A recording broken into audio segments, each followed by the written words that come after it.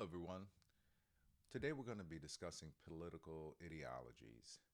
Now, a lot of us have what we consider political ideologies. Some of them are very strong, some of them not so strong, and they're influenced by different factors in our life. Some of it's family, some of it's religion, some of it's just our upbringing, our immediate surroundings. So, we're going to take a look at that as to how they're formed, how they're expressed, and also how they're measured in our society. So, how are political ideologies formed? Well, through political socialization, we're going to look at public opinion, how, like I said, it's expressed and how it's measured. And we're going to take a look at how the media interacts and affects the ability for us as citizens to express our political thoughts.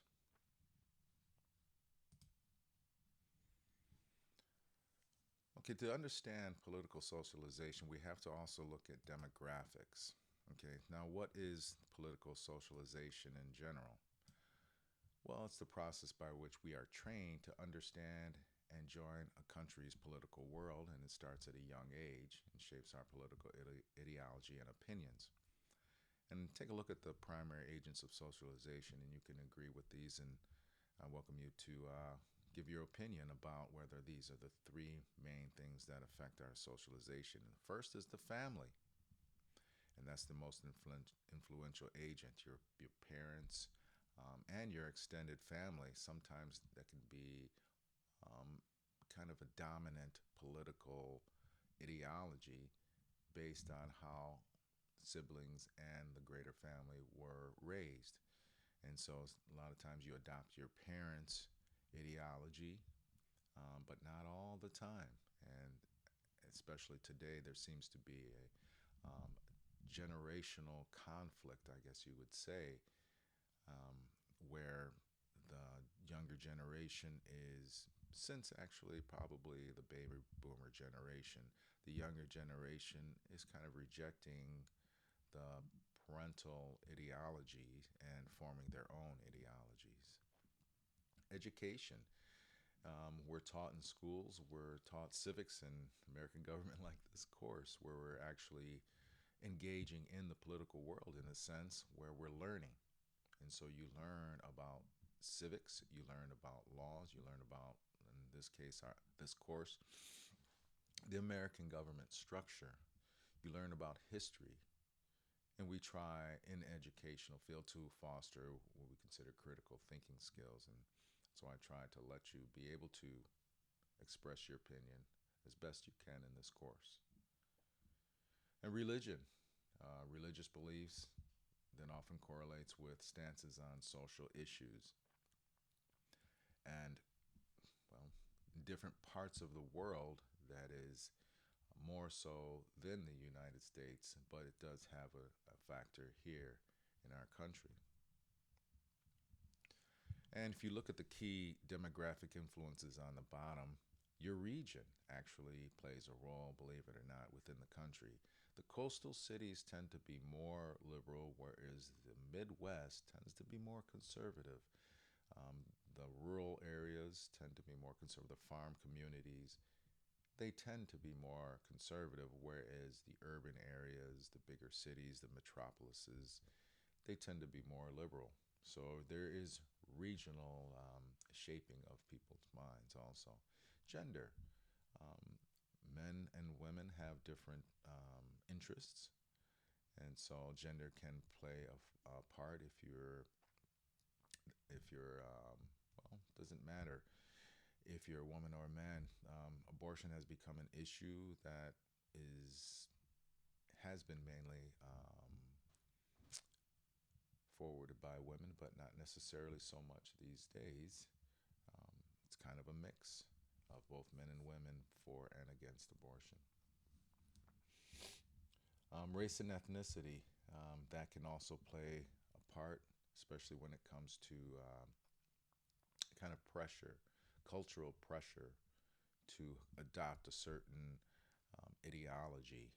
And there's certain social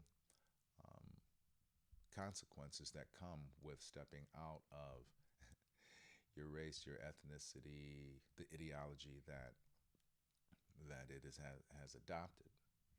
And we see that today, especially with, let's say, the African American community, where is if you step outside of a certain ideology, you will be socially ostracized. Also, socioeconomic status. Someone who is living in a state of poverty is going to have different interests than someone with a seven-figure salary or even a six-figure salary. So that's expressed also in their political ideology.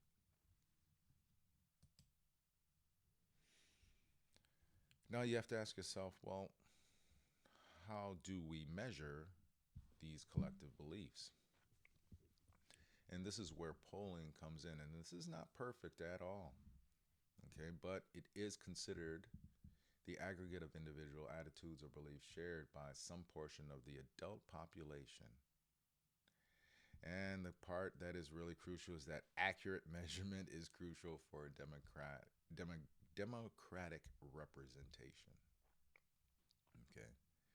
Now let's take a look at the two different methods. You can do it by random sample, which every person in the population has an equal chance of being selected. This eliminates selection bias.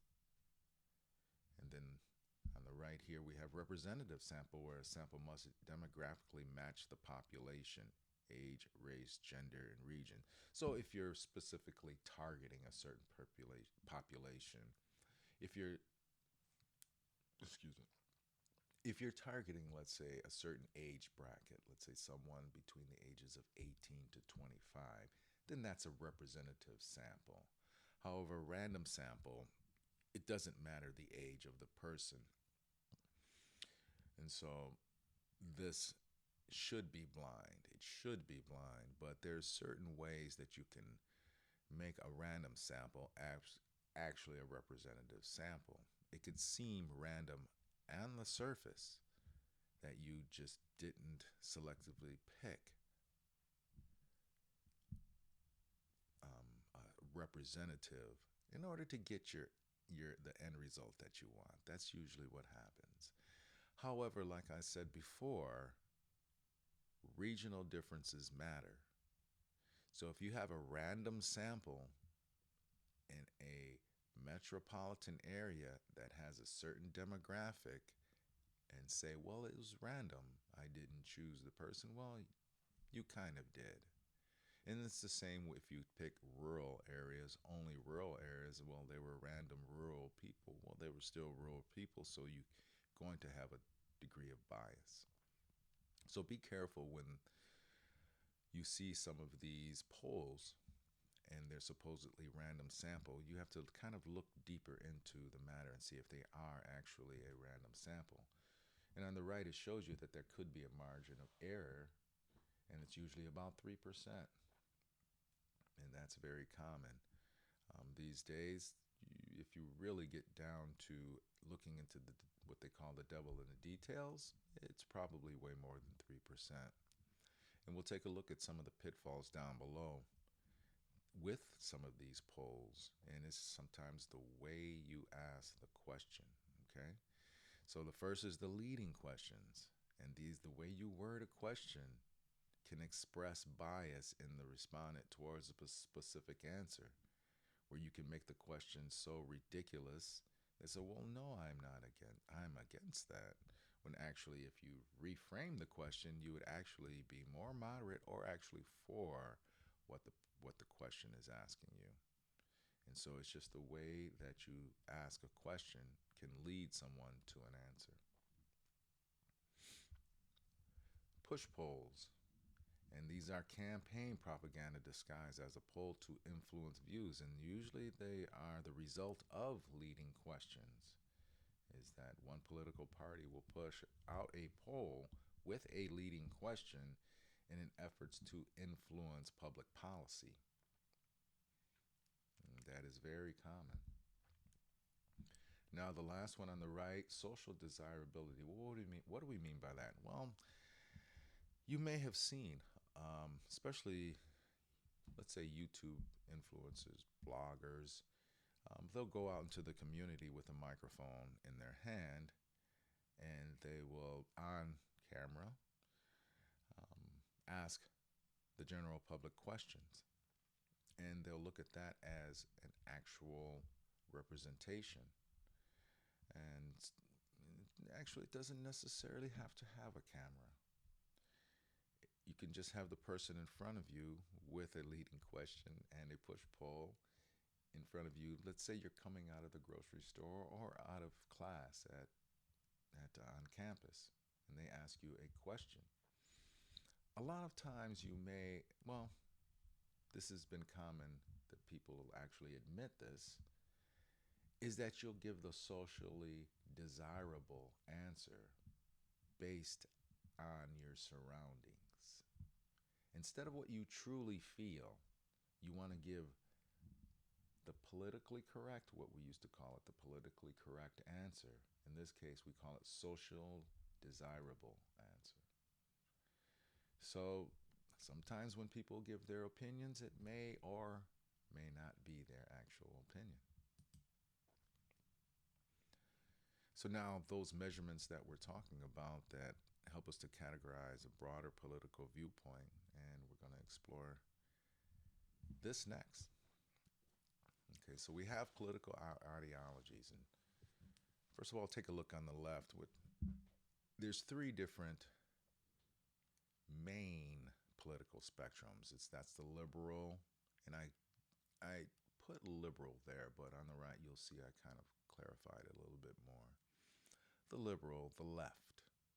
Okay, that's, well, positioned on the left. The moderate is the middle, and conservative is considered on the right. Excuse me.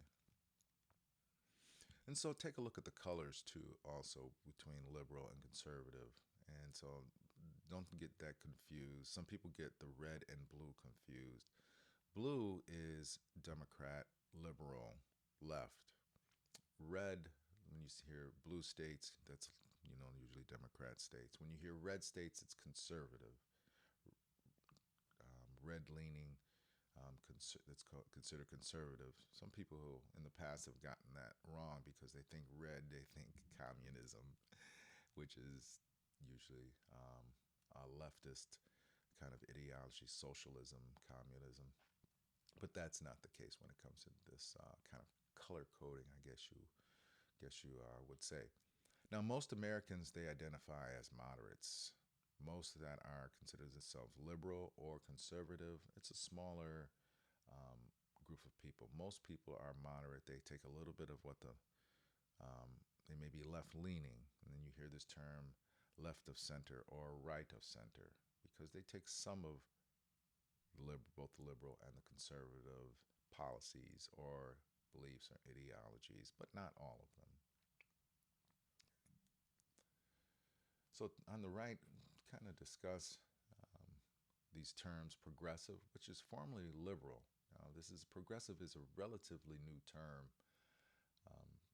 There were some progressives in the late 1800s, early 1900s, but that was a movement, a progressive movement, and we'll talk about that.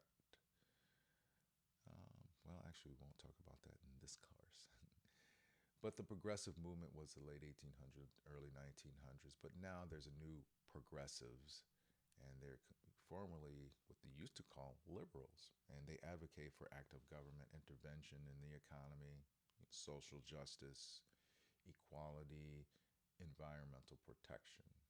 Okay. And if you look over the political spectrum, of course, that's going to be on the left, liberal, progressive in this case. Now, what is conservatism? It supports limited government, individual liberty, free markets, traditional values, which is traditional family values, and a strong national defense, and that's increasingly so. In fact, we no longer have a Department of Defense. We have a Department of War now. So the conservatives, it seems like both progressives and the conservatives are moving a little bit farther apart. That's just my observation, and you can comment as you will. Now, libertarianism, now that's usually a right-leaning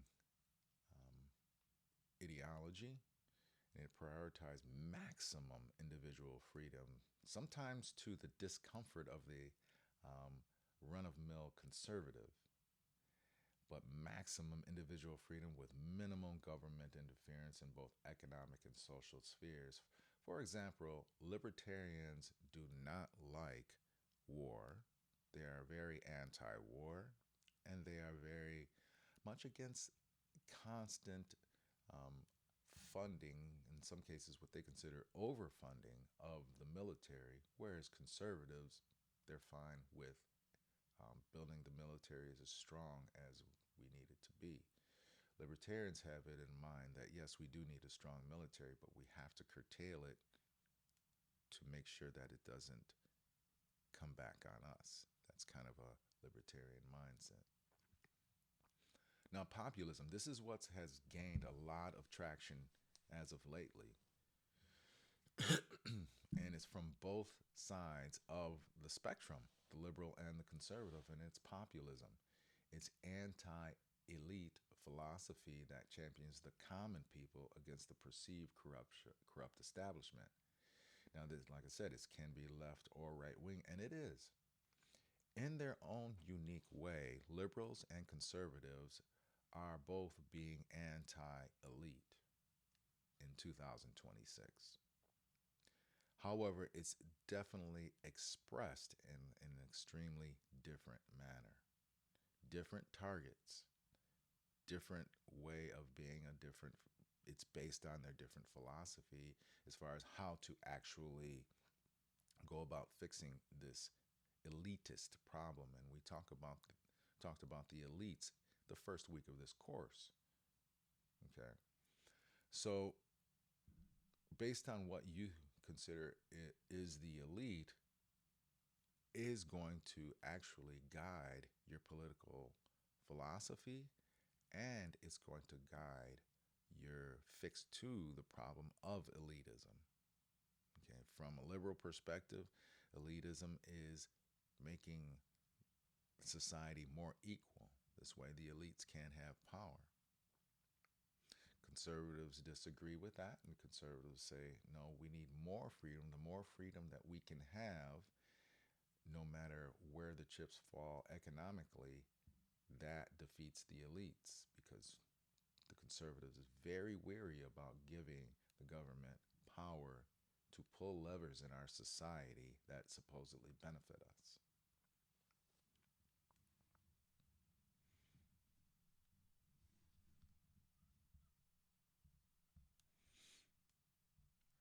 Okay. Now, these political ideologies, they do provide a bit of a lens so that we can look through. Now, based on this, there's another factor, and we got to see how the media influences our ideologies. Okay, and the media landscape themselves has changed, and we'll kind of discuss that a little bit now. The evolution of the media. Now, you take a look, it used to be just print. The newsboy with his newsboy hat yelling on the corner, read all about it, read all about it. No, that little guy's not there anymore. Or the little gal. There's interesting stories about news gals back in the day. It's very good, very good. I'd invite you to actually do your own research on that. Or the whole newsboy, newsgirl phenomenon back in the day. It was a little bit of a cult that these young people had. And also back in the day, I'm old enough to remember the paper boy. My brother had a paper route. I used to help him on Sunday morning, wake up at 4 or 5 o'clock in the morning and go help him to put the papers together. Interesting times. We don't have that anymore. We've moved more to radio, and radio has always been with us. FDR and his speeches really gave the nation a lot of hope during tough times, and still to this day remains influential because it's so convenient. You can listen to it at any time. Some people put it on when they're at work, um, when you're doing things around the house. It's really easy. It's an easy platform. Television, now we move to 24-hour cable news cycles and storytelling, a lot of narratives from actually everyday individuals more so than in the past. And like I said, 24-hour news cable. CNN um, wasn't around 30, 40 years ago with a 24-hour newscast. And now all of these major networks have 24-hour newscasts. And it wasn't like that in, let's say, the 70s or the 80s. Now we have internet, and that creates a whole new area of the media landscape where we have social media, we have blogs, we have podcasters, and there's the rapid spread of information. Things go viral. Okay, you can have, and that could be good or bad. And as you can see, well, the story starts out one way, and there's an immediate reaction from certain parts of our country. Then slowly but surely, small parts of the truth come out. Okay, and so this is kind of catch 22 with the internet. You're sure we can get a bit of the truth, but it may be easier to misrepresent the truth right off the bat, and it may take a little bit longer, in some cases too long, in order for us to get to the truth. Okay, so how does it shape public opinion? Well, there's this thing called signaling where the media has the power to decide what is in the news. And by covering specific stories, they signal that this issue is important. There's some things that people are going to be talking about every day at work because they heard it on the news, whereas other things that may affect them even more is not in the news. Okay, framing the story, how a story is presented, the angle, the context, the perspective. And I think we see that nowadays where we see a newscaster who's putting the story in a certain way that provides a certain opinion about the story.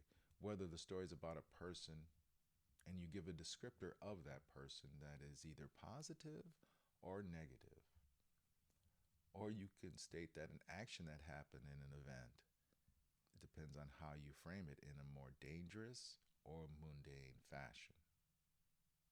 Okay? Priming. It influences the criteria people use to evaluate politicians.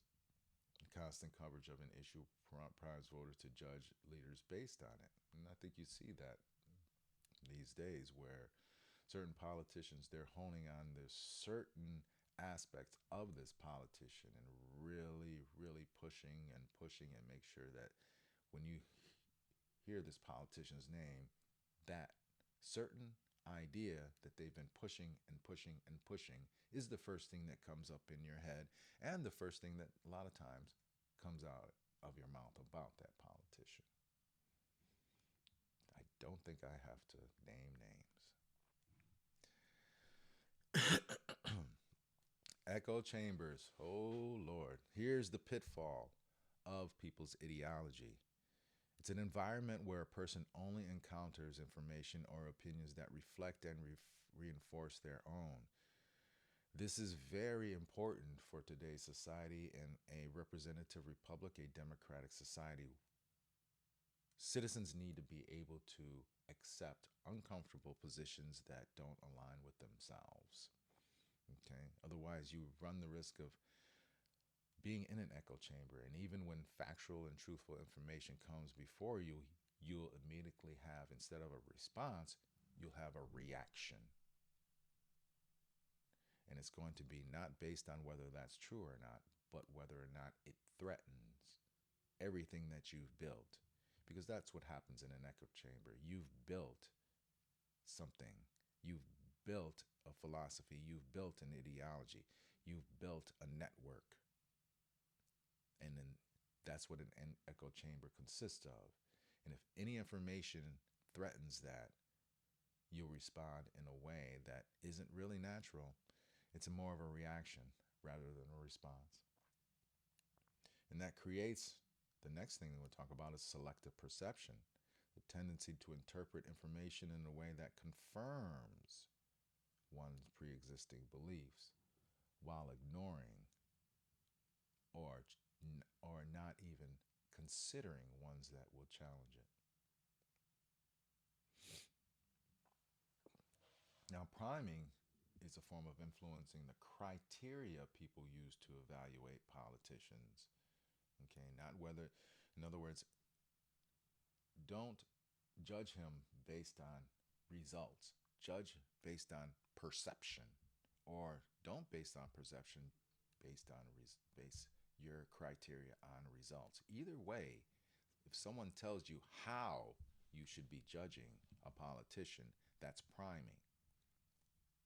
And so that's where you can respond to a person if they are telling, let's say you're in a discussion with a person and you like a politician. You say, well, this is why I like the politician. Well, the person says, well, you should be looking at this person. This is the criteria you should be judging that politician with. And you may not be using that criteria to judge that politician. That's called priming. And so if you have someone who's trying to do that to you, you can understand what they're trying to do and respond in a more effective fashion to represent your political beliefs and ideology. Fragmentation, the proliferation of media outlets allow audience to segment themselves, reduce sharing. Oh, we ran out of real estate here.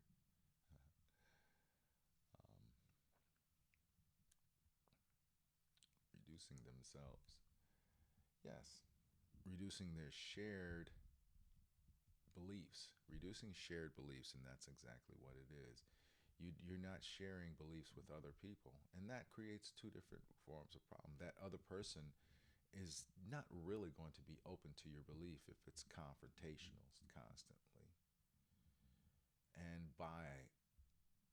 And the effect of that is other people not considering your stance. And that's where a lot of social bullying can come in, is that if you don't have the proper stance, then there has to be some form of consequences. And that stems from all of what we were talking about, whether it's echo chambers, false framing, selective perception, or priming. It creates this fragmentation, and it's creating a lot of division in our society today. And so they encounter information, only accept information that confirms their existing beliefs.